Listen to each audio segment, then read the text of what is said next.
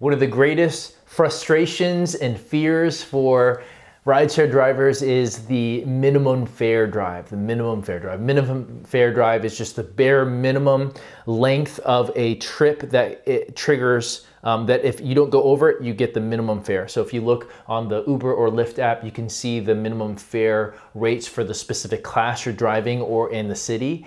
And so that's just the minimum. And the reason why a lot of drivers hate it is, let's say you picked up someone from the airport and you got a minimum fare just down the street to another place, just right off airport property. And so that could be a huge downer when you could have potentially got a ride that would be 30 miles away, and that would have been made your whole shift when it comes to finances. But while I would still say that minimum fare rides are something that I don't prefer, you can be very strategic about them when it comes to bonuses and quests and challenges and so forth, and also tips. Let me explain both of those. Now, if you are in a downtown area or an area with a lot of things going on, a festival or some sort of huge event, you can crank out a lot of minimum fares. And if you have a great setup in your car, great personality, you just go above and beyond in all the little things, you can actually get a higher percentage tip than that would be normal, right? So like if you got like a minimum fare ride, which would be like $4 or so, depending on your market, or it could be higher depending on the class, obviously, let's just say 4. And the person pays you $3 tip. That $3 tip is not a big deal for them, but percentage-wise, that is a humongous tip. And that is very likely, right? It's a lot more likely to get a 75% tip on a minimum fare than a 75% tip and $50 bill. So you can get a huge amount of tips, and if you're really good with getting tips because you've known all the tricks, and again, check out Ridester.com. There's so many tips and tricks on how to maximize your ability to create more tips. To be more likely to get tips, is that you can just crank in the tips, right? And so for me, I'm a guy who tries to maximize and hack surge. And so my percentage of tips are lower on those because people struggle giving a tip when they just paid quadruple the price that they normally would. And so they still give a tip, but it's not gonna be percentage-wise often very high.